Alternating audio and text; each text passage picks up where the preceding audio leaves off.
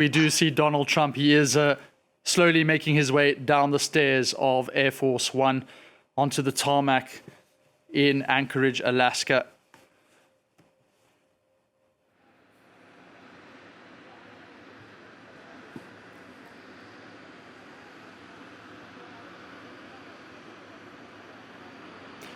And here is Russian President Vladimir Putin also exiting his aeroplane for this landmark summit.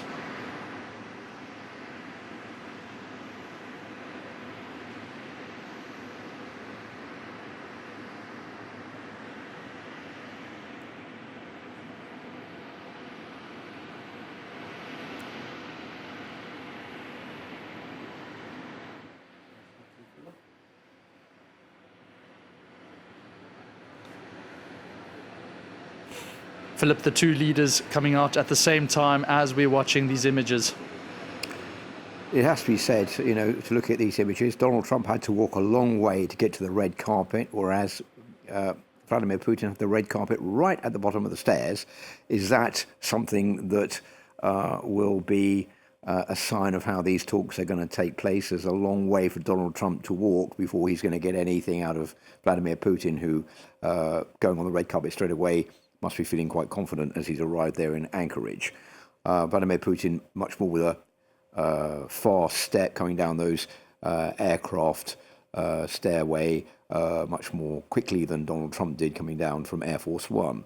I think optimism, caution, nervousness, there are many adjectives that one could use at this moment ahead of these talks, ahead of the handshake that we're going to see presumably in a few minutes. It'd be interesting to see the body language of the two leaders. Will they exchange a few words? Will they smile? Will they be courteous?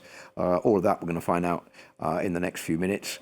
But both leaders have now arrived in Anchorage, so the beginning of a very important day that has been building up and many people have been talking about for years since the start of the war. Here we go, the handshake.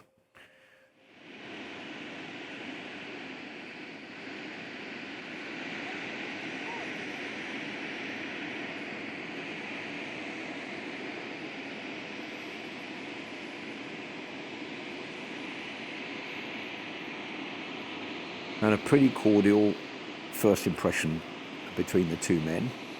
Lots of smiling, a pretty warm handshake, not one of those very masculine handshakes that Donald Trump has been known to give in the past.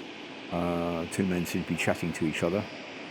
Interesting to see. To know what language they're talking to each other. I'm sure that Donald Trump doesn't speak Russian, and I'm not sure how good Vladimir Putin's English is. I think he does speak some English. So an important day. And I think probably both leaders pretty relieved that they finally got to meet each other, because this has been dragging on for so long. The idea that Putin and Trump were going to meet, well, they finally are meeting. Remember, this is the first time they've met for 8 years almost. So an important day forward for both Donald Trump and Vladimir Putin. But a day when there is an awful lot to play for.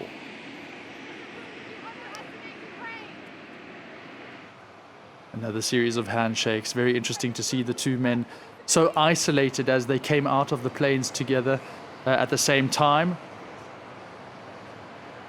More symbolism there as well.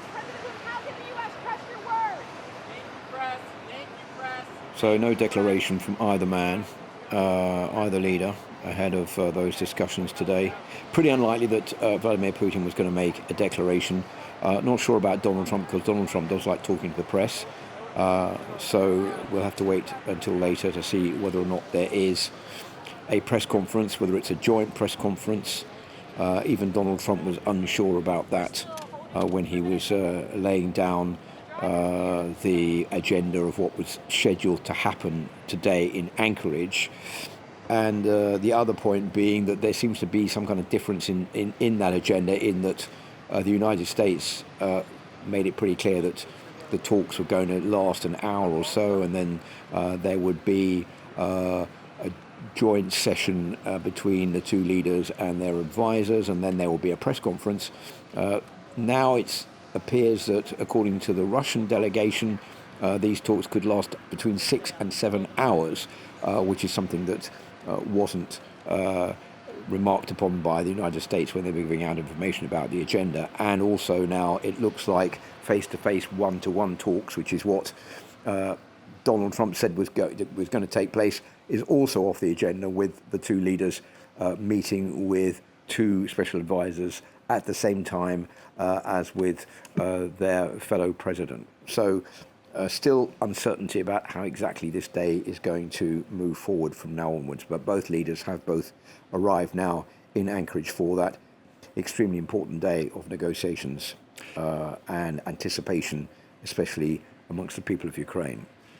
Nick Holdsworth, we've just seen the two presidents coming into the joint base Elmendorf-Richardson and entering into the beast that is the car that we associate with the United States president. They are both sitting in the car as we speak.